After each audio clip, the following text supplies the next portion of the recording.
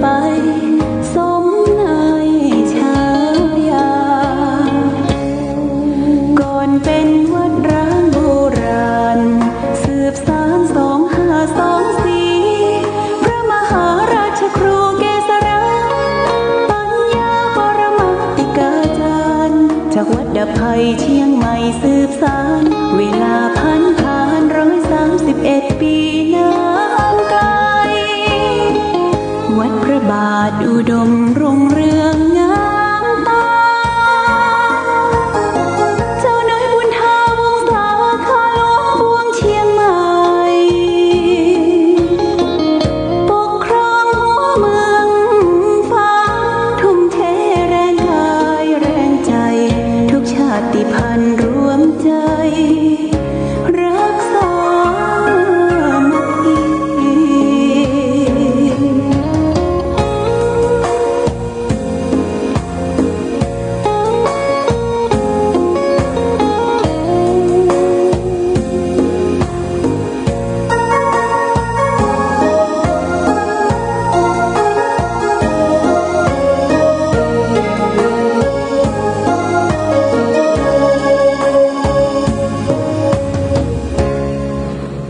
เป็นวัดร้างโบราณสืบสาน2524พระมหาราชครูเกษราปัญญาปรมาติกาจารย์จากวัดดับภัยเชียงใหม่สืบสานเวลาผ่าน131 ปีนานไกลวัดพระบาทอุดมรุ่งเรืองงามตา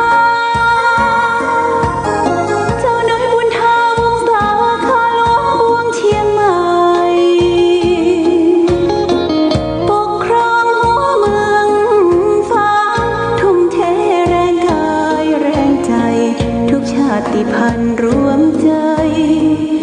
รักษามัค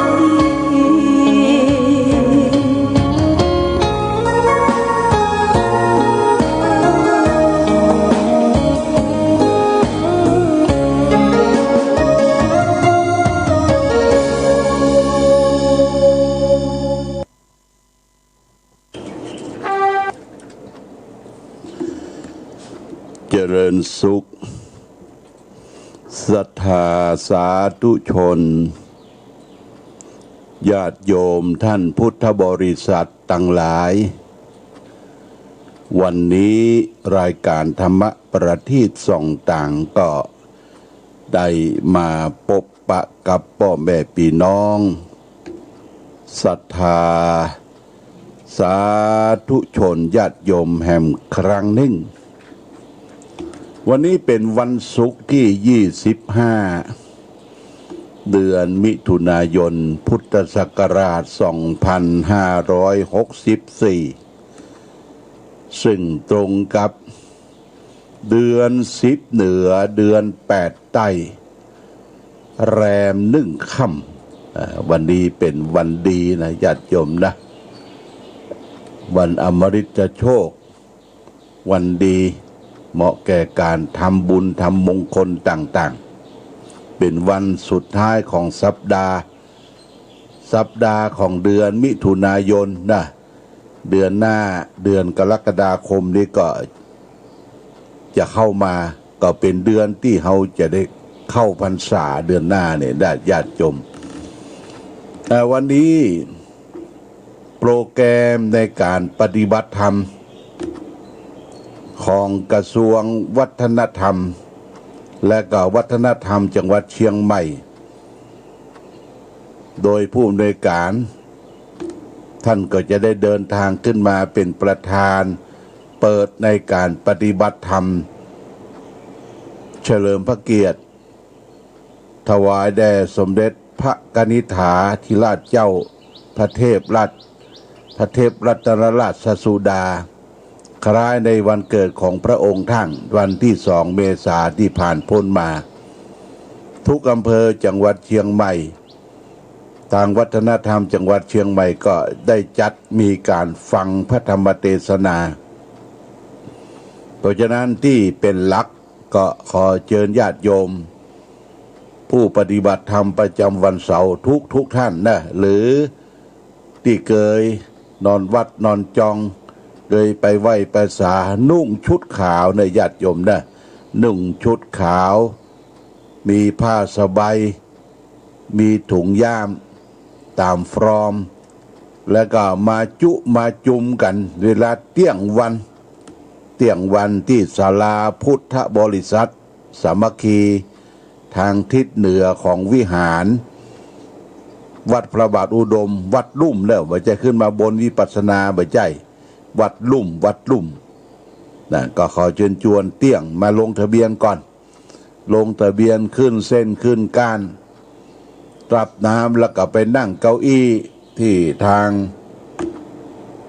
วัดได้จัดไว้เป็นสัดเป็นส่วนแล้วก็แมสหรือแมสผ้าปิดปากปิดจมูกก็เอาไปตัวถ้าบ่มีก็เป็นอย่างทางวัดก็เตรียมความพร้อมอยู่แล้วเจลล้างมือก็ทางวัดทางองค์ทางนี่ก็เตรียมความพร้อมทางอสม.ของบ้านบู3ก็จะได้มาช่วยกันนะมาช่วยกันคัดกรองในการปฏิบัติธรรมฟังเทศน์พิเศษเพื่อเฉลิมพระเกียรติแด่พระเทพรัตนราชสุดาอันนี้ก็ขอเชิญชวนญาติโยมเด้อพี่น้องตังหัวฝายเวียงหวาย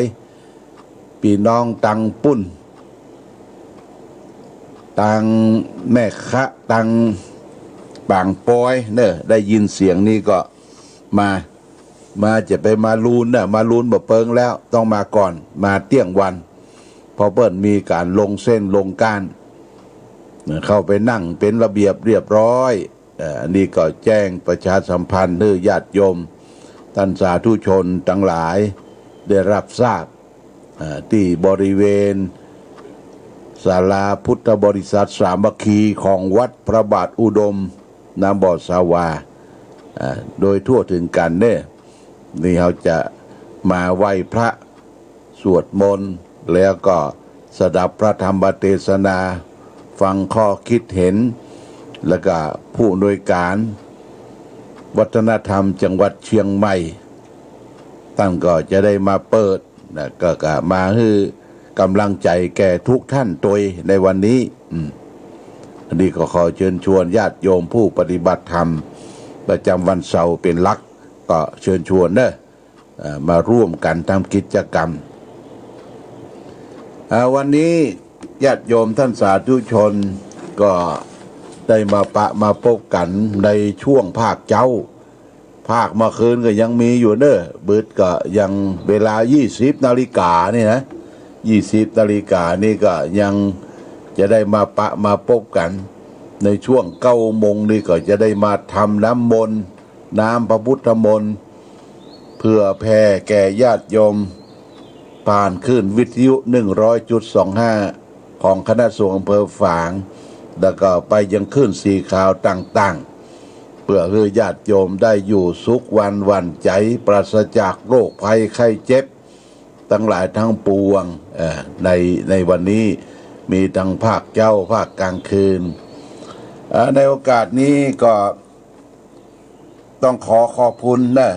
ขอบคุณกับแม่ไลแก้วคำมูลบ้านหนองขวาง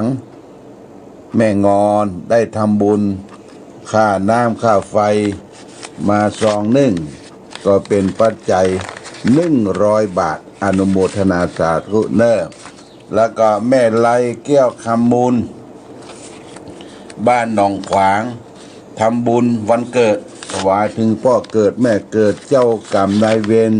สรรพสัตว์ทั้งหลาย120 บาทแม่ไลแก้วคำมูลบ้านหนองขวางอำเภอฝางเฮาเนี่ยได้ทำบุญตาลไว้ไปหน้าสร้างพระธาตุเนี่ยบูรณะพระธาตุของวัดพระบาทรวมแห่ง120 บาทโมทนาสาธุแล้วก็แม่ล่ากันติดอันนี้ทำบุญผ้าอาบน้ำฝนมาแหม100 บาทอนุโมทนาสาธุมาณโอกาสนี้ของคณะมีนายจำลองชัยชนะ ได้ทำบุญอุทิศให้เจ้าคุณทวดปู่ย่าตายายพี่น้องเจ้ากรรมนายเวรผู้ล่วงลับดับขันลงไปร่วมสร้างพระธาตุแห่ง500 บาทอนุโมทนาสาธุ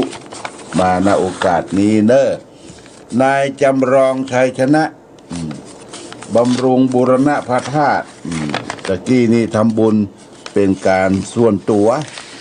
เจ้ากรรมนายเวรอุทิศส่วนกุศลทำบุญสร้างพระธาตุแห่ง500 บาทรวมเป็น100 บาทแล้วก็แม่ชีวันธนีอิ่มรัตนรักษ์สำนักปฏิบัติธรรมวิปัสสนาน้ำบ่อสวาได้ร่วมทำบุญไฟฟ้าค่าไฟฟ้าของวัดของสถานีแห่ง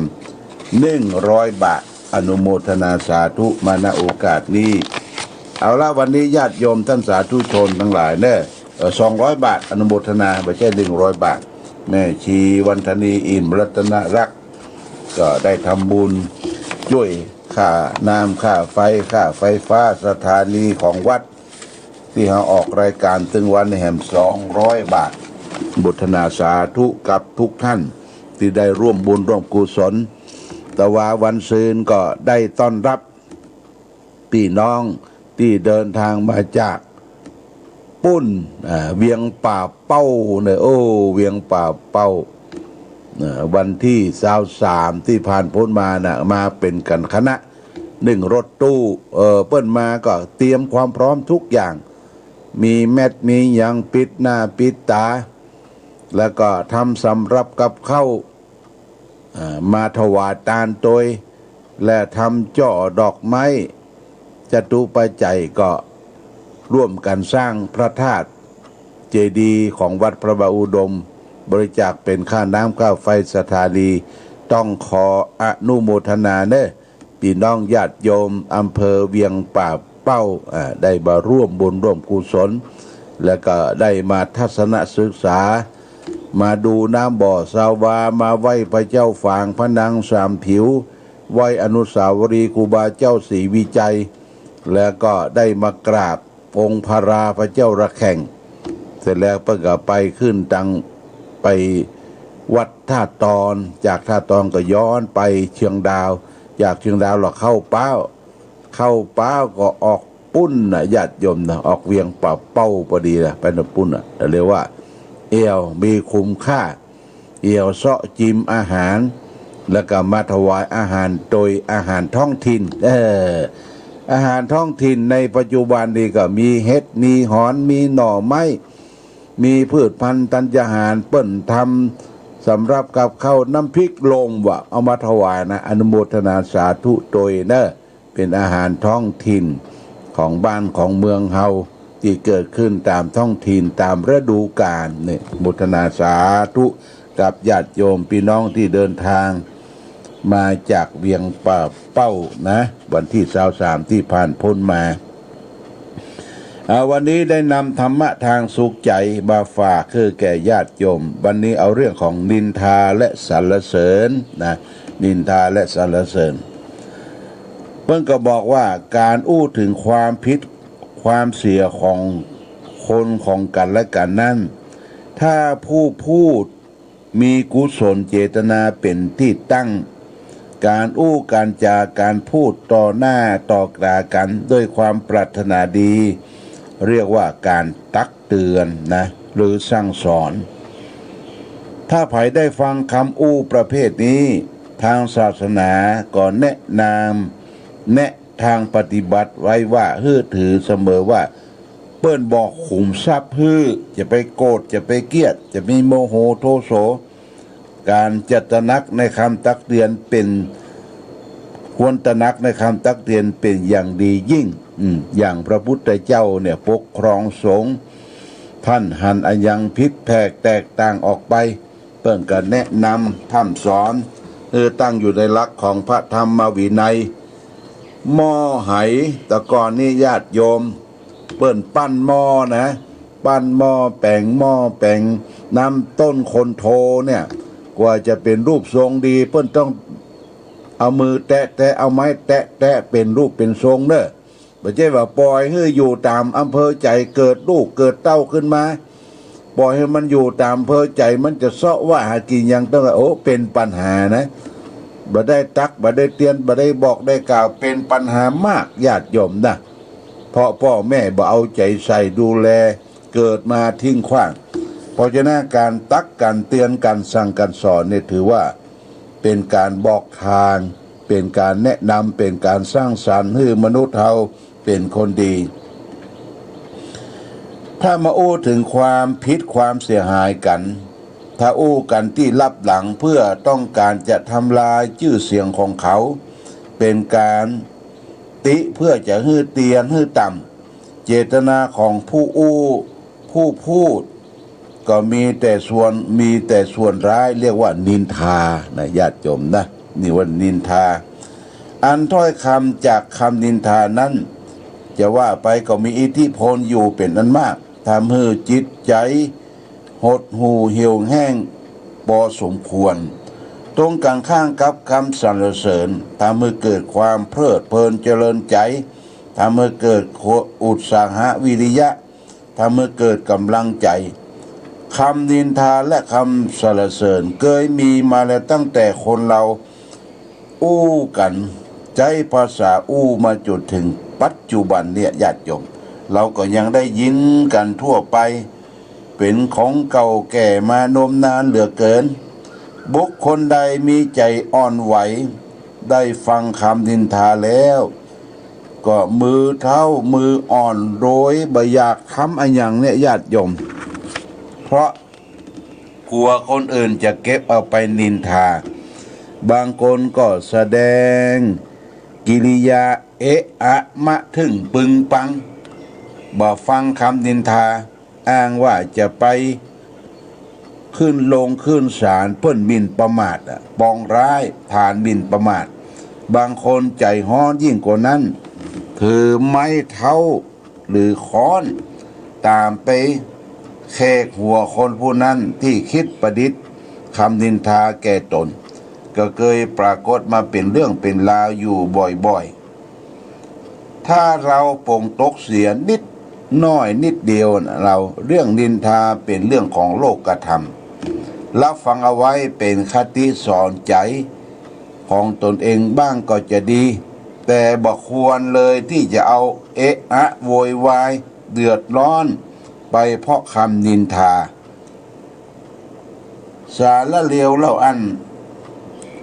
ยิ่งเฉยไว้ชั่ว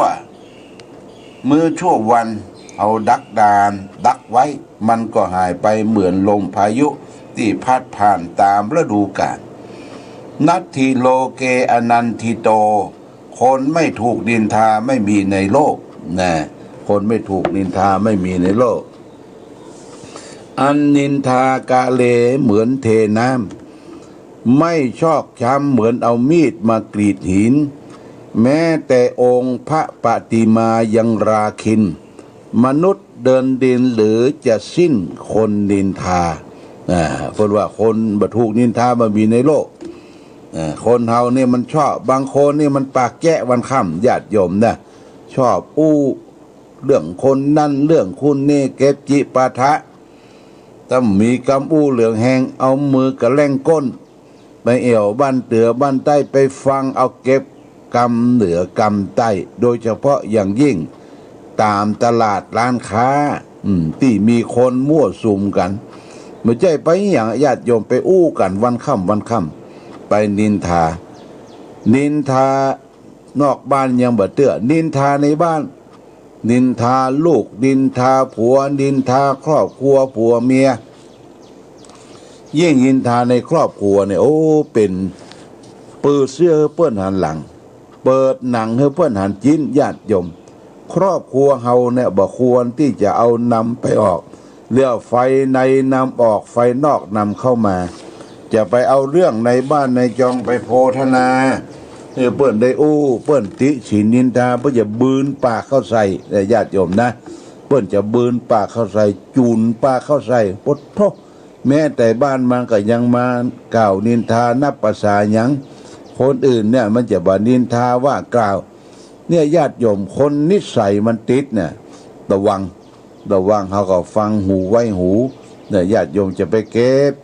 จะไปนอปอกรรมบางคนก็งอกหัวแต่ยังบ่ฮู้แต่นะอย่าแต่ว่าตัวยังบ่ฮู้แต่บ่ฮู้แก่นแท้คำติฉินเนินทาเหล่านั้นเนี่ยเป็นพวกขี้อูปดหมดเท็จนินทากล่าวร้ายจ้วงจับบุคคลอื่นเนี่ยญาติโยมเพราะฉะนั้นขอให้เฮาและท่านทั้งหลายจงทำจิตใจให้หนักแน่น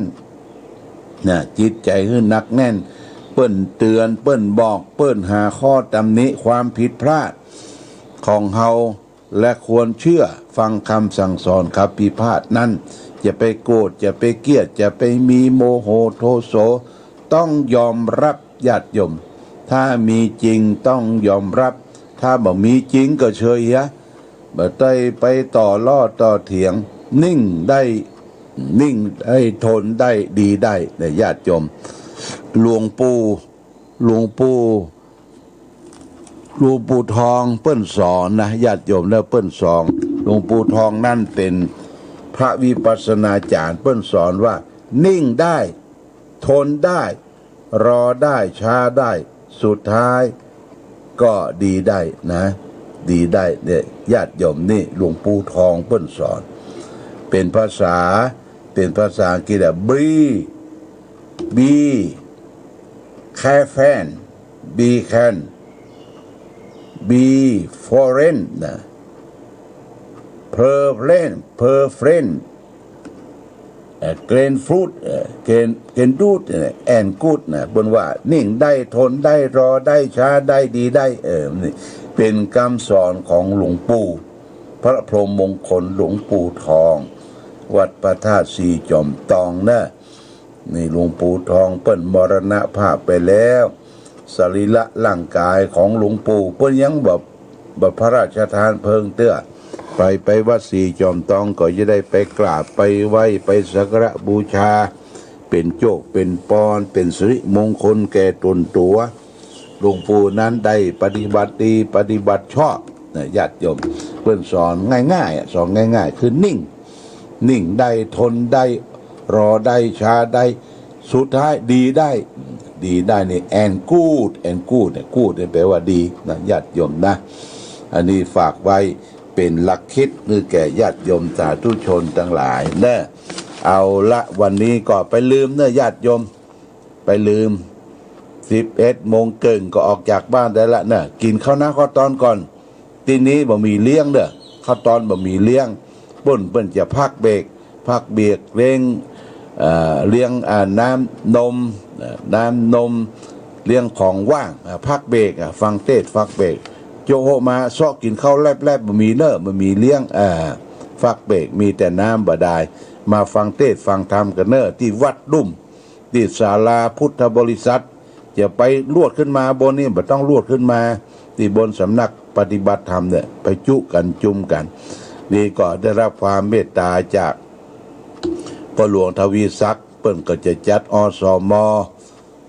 จัดตำรวจบ้านสัก 4-5 คนเนอะมาเกิดรถเกิดรางโดยผู้เจ้าหน้าที่ผู้อำนวยความสะดวกอาสาสมัครของหมู่บ้านถ้าว่างก็มาสัก 4-5 คนมาดูรถดูรางเข้าจอดที่วัดที่วาพี่น้องศรัทธาคงจะมาประมาณเกือบจะ100นะเกือบจะ100ได้คัดกรองกันโดยได้มาประพฤติปฏิบัติกันโดยในการฟังธรรมถวายเป็นพระราชกุศลแด่สมเด็จพระเทพรัตนราชสุดาในวันนี้เป็นวันที่25ที่วัดพระบาทอุดมดังบ่อศิวาตั้งแต่ 13 นาฬิกาบ่ายโมงเป็นต้นไปเอาละวันนี้ญาติโยมท่านสาธุชนก็เหลือเวลาแหม 4-5 นาทีเฮาก็ปันปอนให้แก่ญาติโยมทุกท่านที่ได้ร่วมการบริจาคค่าหอมเป็นค่าน้ำค่าไฟฟ้าสถานีและบริจาคให้หอมร่วมกึดร่วมสร้างบูรณะปฏิสังขรณ์องค์พระธาตุเก่าแก่ของวัดพระบาทอุดมตอนนี้ศาลาช่างก็กำลังรอฐานขึ้นไปเนี่ยรอก็ญาติโยมรอครอบองค์เก่าไปถึงจันทร์ที่2ละมันมี5จันทร์นะถ้าแล้ว5จันทร์แล้วก็เปิ้นจะโบกจะฉาบ ตังบนก็จะเสียแบบรูปเดิมเก่าแล้วก็จะแปลงซุ้มทางอย่างนี้ศาลาชาติเพิ่งก็จะสร้างคือสำเร็จเสร็จสิ้นในปี 2565 เนาะปีหน้านี้ต่อไปเอาละขอความสุขความเจริญจงมีแก่ญาติโยมท่านสาธุชนรับปอนเนอร์สัพปีติโยวิวัตสันตุสัพพะโลโกวินาสันตุมาเต